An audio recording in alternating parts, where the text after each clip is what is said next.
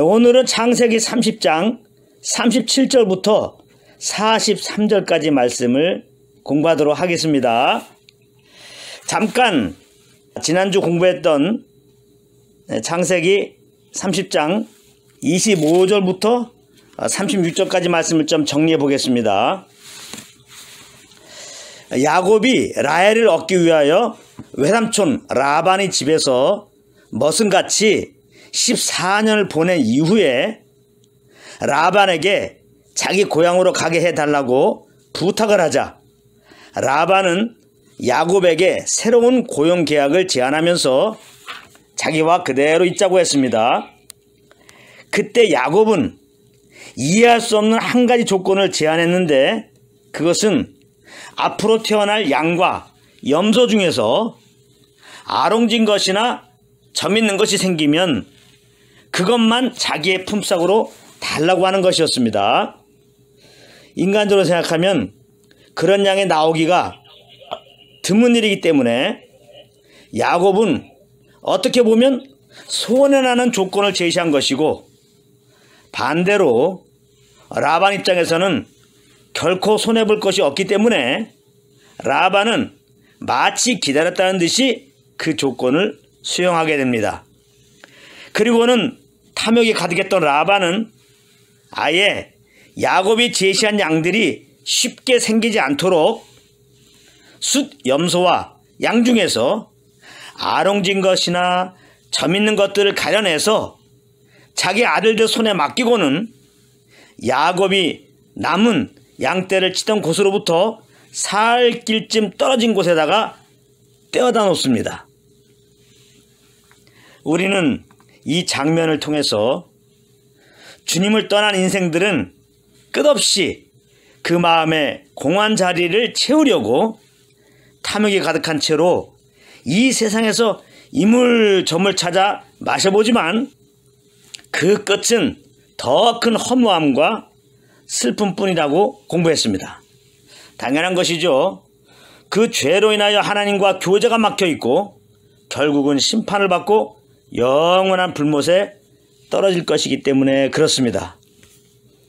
그래서 하나님의 은혜로 인하여 믿음으로 구원받은 우리들은 항상 기뻐하고 감사해야 된다고 공부했는데요. 믿음으로 죄 용서를 받았고 예수님의 보혈로 하나님과 화목하게 되었기 때문에 그렇습니다. 이렇게 구원받은 우리들 속에 예수님은 구원의 우물들로 오셨다. 그렇게 우리가 지난 시간에 공부했는데요. 그래서 우리가 구원의 기쁨의 두레박질을 통해서 이 예수 그리스도로 말미암아 우리에게 주신 그 은혜들을 맛보게 되는 것이라고 공부했습니다. 그렇기 때문에 이제 우리는 영원한 기쁨을 찾아서, 영원한 행복을 찾아서, 영원한 만족을 찾아서 어디를 가고 무엇을 할 것이 아니라 그저 내 안에 그 구원의 우물들이 파져 있는 것을 알고 믿음으로 구원의 주님께 기뻐하면 된다고 했습니다. 그래서 지난주 기쁨의 두레박질 좀 하라고 숙제를 내줬는데 어떻게 다 잘 해오셨습니까?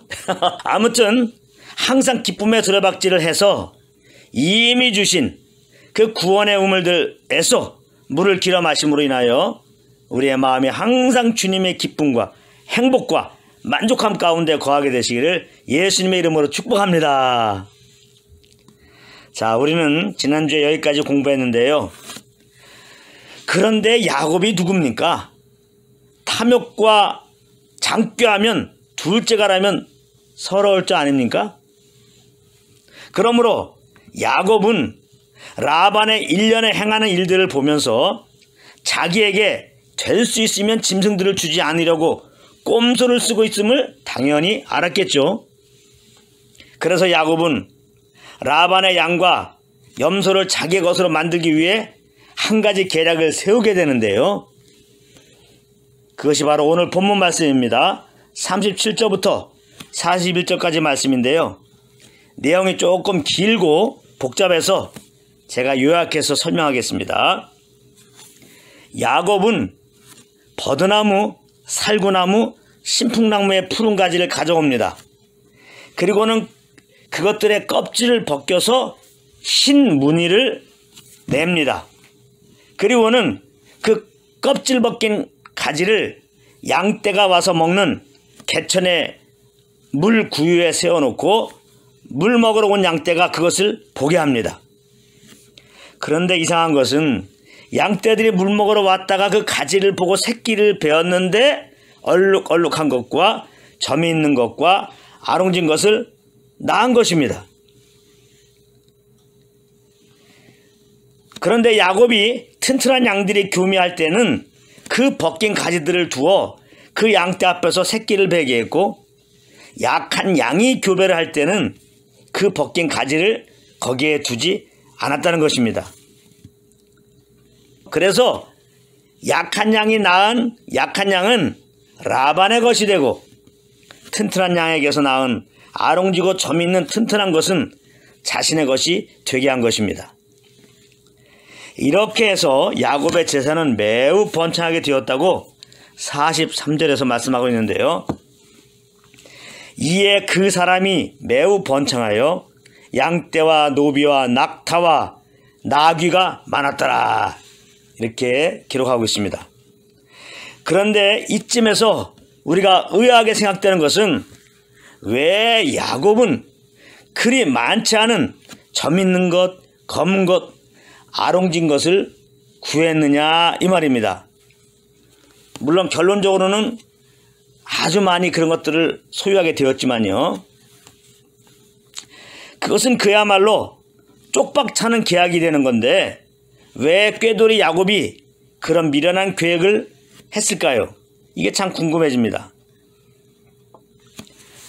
그 해답은 창세기 31장 10절부터 12절에 있습니다. 이것은 야곱이 라헬과 레아에게 어떻게 하나님께서 자기를 번창하게 하셨는지를 설명하고 있는 내용 중에 일부분인데요. 조금 더 우리가 이해를 쉽게 하기 위해서 현대인의 성경을 한번 이 부분을 읽어보겠습니다. 양들이 새끼를 베는 철에 내가 꿈을 꾸었는데 꿈속에서 내가 보니 양떼와 교미를 하는 수양들은 줄무늬가 있고 얼룩덜룩하며 반점이 있는 것들이었소. 그때 하나님의 천사가 나에게 야곱아 부르시기에 내가 예 하고 대답했더니 그가 여호와의 말씀을 받아 이렇게 말하였고, 고개를 들어보아라. 양떼와 교미라고 있는 모든 수양들이 줄무늬가 있고 얼룩덜룩하며 반점 있는 것들이다. 나는 라반이 너에게 행하는 모든 것을 다 보았다. 이렇게 기록하고 있습니다. 이 말씀을 요약하자면 야곱은 꿈을 통하여서 하나님께서는 라반이 야곱의 노동력을 착취하여 자기의 배를 위하려고 하는 그것을 보시고 자기에게 점 있는 것, 얼룩무늬 있는 짐승을 주시겠다는 뜻이 있음을 알았다는 것입니다. 그래서 야곱은 라반에게 참 말도 안 되는 황당한, 그래서 인간적으로 보면 손해나는 그런 제안을 했다는 것입니다. 자, 그렇다면 또 궁금해지는 것이 있는데 왜 나무 껍질을 벗기고 양떼들에게 그것을 보게 했느냐 이 말입니다. 그것을 본다고 양떼들이 자기가 원하는 그런 양떼가 나올 것이 아닌데 말이죠. 무엇보다도 이러한 것은 꿈속에서 보지 못한 것입니다. 하나님이 말씀하신 방법이 아니라 이 말입니다. 이것은 당시 목동들 사이에서 내려오던 미신 중에 하나였던 거예요. 그러니까 결국 야곱은 꿈속에서 보여준 대로 하나님께서 자기에게 그런 짐승들 주실 것을 믿지 못해서 그런 미신적인 방법으로 그 약속을 이루려고 했던 것입니다. 이게 야곱의 한계입니다. 그는 하나님이 자기에게 복을 주신다는 약속을 받았음에도 자기 잔머리를 써서 이삭을 속이고 복을 받았던 것처럼 얼룩무늬 있는 것, 점 있는 것, 아론진 양들을 주신다고 꿈속에서 들었음에도 불구하고 그는 미신적인 방법으로 그런 짐승들을 얻고자 했던 것입니다. 이게 또한 우리의 한계이기도 한 것입니다. 하나님이 분명 믿는 우리들에게 성령님을 보내주셔서 우리를 진리로 인도해주고 계신다고 그렇게 약속하고 있는데, 우리는 이 땅에서 조금만 어려운 일을 만나면 그냥 걱정근심부터 하면서 온갖 내 지혜를 발휘하여 어떻게 하면 이 위기를 극복할까, 이렇게 고민하고 있다 이 말입니다. 할 수 없는 일을 만나면 다 주님께 맡기고 평안 가운데서 주님이 주시는 소원함을 따라 행하면 되는데 말입니다. 그런 은혜가 있기 바랍니다. 그런데 놀라운 것은 그럼에도 불구하고 하나님께서는 그렇게 탐욕적이고 자기의 지혜로 행한 야곱에게 야곱이 원했던 그런 짐승들을 풍성하게 허락하였다는 것입니다. 이것이 하나님의 은혜인 것입니다. 야곱은 그야말로 자기가 원했던 양들을 받을 만하게 행했던 그런 경건한 자가 못 됩니다. 그는 하나님이 꿈속에서 보여주셨는데도 자기의 술수로 자기가 원했던 짐승들을 얻고자 한 자입니다. 그런데 이 자격 없는 야곱에게 하나님은 그 원을 들어주신 것입니다. 야곱의 행위와 상관없이 야곱을 향한 하나님의 뜻이 그랬기 때문에 하나님은 그렇게 행하신 것입니다. 그러므로 야곱은 하나님께 자기의 공로를 자랑할 것이 없는 것입니다. 야곱은 그 받은 은혜 앞에서 정말 받을 자격이 없는 자에게 그런 은혜를 베풀어 준 주님께 그저 감사하는 것이 마땅한 것입니다. 그러므로 우리들이야말로 항상 주님께 감사드려야 하는 것이죠. 받을 자격이 없는데 그 아들을 말미암아 우리의 죄를 용서해 주시고 영생을 주셨기 때문입니다. 그러니까 하나님은 이런 것들을 통해서, 이 말씀을 통해서 우리에게 무엇을 말씀해 주고자 하시는 것입니까?